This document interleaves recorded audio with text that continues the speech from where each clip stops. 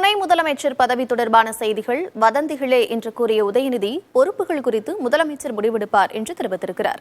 விவரங்களோடு செய்தியாளர் பார்வையில் இணைகிறார் செய்தியாளர் ராஜ்குமார். அவர் பேசலாம். ராஜ்குமார், உதயநிதி என்ன சொல்ல வருகிறார்? அவர் சொன்னதனுடைய முழு சாராம்சம் என்ன?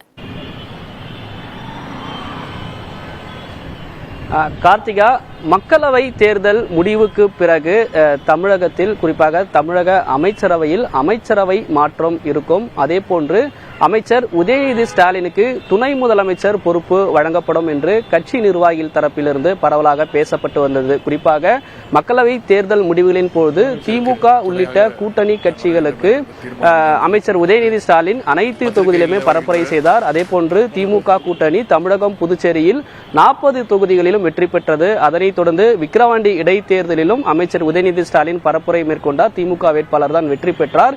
இதனைத் தொடர்ந்து அமைச்சர் உதயநிதி ஸ்டாலினுக்கு துணை முதலமைச்சருக்கான வாய்ப்புகள் இருக்கிறது என்று பேசப்பட்டது. குறிப்பாக முதலமைச்சர் மு.க. ஸ்டாலின் வெளிநாடு பயணம் மேற்கொள்ள இருக்கிறார். முதலீடுகளை ஈர்ப்பதற்காக அமெரிக்கா செல்ல இருப்பதற்கான தகவல் இருப்பதாக தலைமைச் செயலக வட்டாரங்கள் அடிப்படையில் பேசப்பட்டு வருகிறது. எனவே முதலமைச்சர் மு.க. ஸ்டாலின் எப்போது வேண்டுமானாலும் உடனடியாக அமெரிக்கா செல்வதற்கான வாய்ப்புகள் இருக்கிறது. எனவே இந்த காலகட்டத்தில் அமைச்சரவை மாற்றம் இருக்கும்போது துணை முதலமைச்சர் உதயநிதி ஸ்டாலினுக்கு கிடைக்கும் என்ற பேச்சுகள் இருந்தது. இந்த சூழ்நிலையில் தான் அமைச்சர் உதயநிதி ஸ்டாலின் இன்று திமுகவினுடைய இளைஞரணியினுடைய 45வது ஆண்டு தொடக்க விழா நிகழ்வில் பங்கேற்று பேசினார். அப்பொழுது அவர் பேசும்போது துணை முதலமைச்சருக்கான வாய்ப்புகள் இருக்கிறது, புதிய பொறுப்பு வழங்கப்படுவதாக பத்திரிகைகள் எல்லாம் செய்திகள் வருகிறது. ஆனால் அந்த செய்திகள் எல்லாம் வதந்தியே என்று அவர் முதலில் குறிப்பிட்டு பேசினார். அதனைத் தொடர்ந்து தனக்கு எந்த விதமான புதிய பொறுப்புகள் வந்தாலும் இளைஞரணி செயலாளராக இருக்கக்கூடிய அந்த பொறுப்பு எப்போதும் தன்னுடைய மனதுக்கு ஒரு நிறைவான பொறுப்பு என்று இளைஞரணியுடைய அந்த திமுகவினுடைய இளைஞரணியினுடைய ஆண்டு விழா கூட்டத்தில் அவர் பேசினார். அது மட்டும் இல்லாமல் எதிர்கால பணிகளுக்காக திமுகவினுடைய இளைஞரணி அடுத்த கட்ட 2026 தேர்தலுக்கான பணிகளையும் நாம் செய்ய வேண்டியது அவசியமாக இருக்கிறது.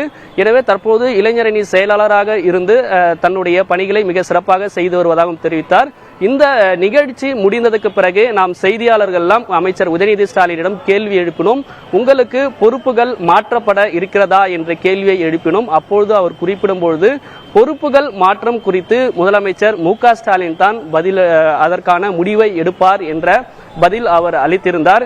எனவே துணை முதலமைச்சர் ஆவதற்கான சாத்தியங்கள் குறித்து பரவலாக பேசப்பட்டு வரக்கூடிய நிலையில் பொறுப்புகள் மாற்றம் இருக்குமா என்ற கேள்விக்கு நேரடியாகவே அமைச்சர் உதயநிதி ஸ்டாலின் பொறுப்புகள் மாற்றம் குறித்த முடிவை முதலமைச்சர் மு.க. ஸ்டாலின் தான் எடுப்பார் என்ற பதிலை அவர் தெரிவித்திருக்கிறார். கார்த்திகா, கண்டிப்பாக ராஜ்குமார், துணை முதலமைச்சர் பதவி குறித்த இந்த செய்திகள் எல்லாம் வதந்தின்னு தற்போதைக்கு முற்றுப்புள்ளி வச்சிருக்கிறார். தொடர்ந்து பொறுத்திருந்து பார்க்கலாம் என்ன நடக்குதுன்னு. தற்போது விவரங்களை வழங்கியமைக்கு நன்றி.